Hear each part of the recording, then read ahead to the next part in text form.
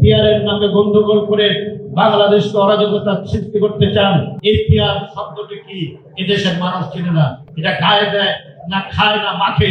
যারা আজকে পিয়ারের কথা বলে আওয়ামী লীগকে, ফ্যাসিস্টদেরকে আবার বাংলাদেশে রাজনীতি করার সুযোগ করে দিতে চান, এই পিয়ার শব্দটি কি এদেশের মানুষ চিনে না। এটা গায়ে দেয় না, খায় না, মাখে, এটাও জানে না বাংলাদেশের মানুষ। আপনি ভোট দেবেন আমির খুশরু মাহমুদ চৌধুরীকে, আর সিলেট গিয়ে জনাব ডাক্তার শফিকুর রহমান নির্বাচিত হবে। এই পিয়ার এদেশের মানুষ চিনে না। মানুষ চিনে যাকে ভোট দেবে, সকালে উঠে তার কাছে যাবে, তার কাছে তার সুখ দুঃখের কথা বলবে, তার এলাকার উন্নয়নের কথা বলবে, তার গরিব দুঃখী মানুষের সাহায্য সহযোগিতার কথা বলবেন। পিয়ার এখানে অনেকে বলে তুরস্কের পিয়ার আছে। আগে তুরস্ক হয়ে নেন, তুরস্কের শতভাগ মানুষ শিক্ষিত। ভোট দিতে হয় এই দক্ষিণ পূর্ব এশিয়ার একটি দেশ পিয়ার বলে কোনো শব্দ নেই। অতএব আপনারা যারা ভারত প্রীতি করেন, ভারত এত বড় গণতান্ত্রিক দেশ, তারাও তো পিয়ার বুঝে না।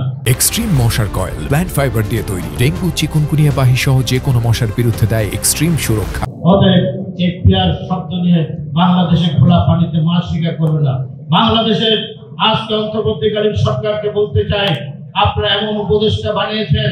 শেখ হাসিনা বলেছিলেন আমার একজন কর্মচারী, আমার একজন বাড়ির চাকর, সেও 400 কোটি টাকার মালিক।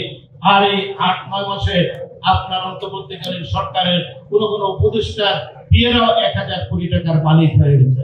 অতএব কিভাবে লুণ্ঠন হচ্ছে, এই ক্ষমতা দীর্ঘস্থায়ী করে বাংলাদেশকে লুণ্ঠন করার যে প্রচেষ্টা চলছে, পিয়ারের নামে গন্ডগোল করে বাংলাদেশকে অরাজকতার সৃষ্টি করতে চান। তারা প্রকারান্তরে বাংলাদেশে জাতীয়তাবাদী শক্তির উত্থান চায় না। শহীদ প্রেসিডেন্ট জিয়া রহমানের উত্তরসূরি বেগম খালেদা জিয়া এবং তারেক রহমানকে বাংলাদেশের রাষ্ট্রীয় ক্ষমতা আসতে দিতে চায় না।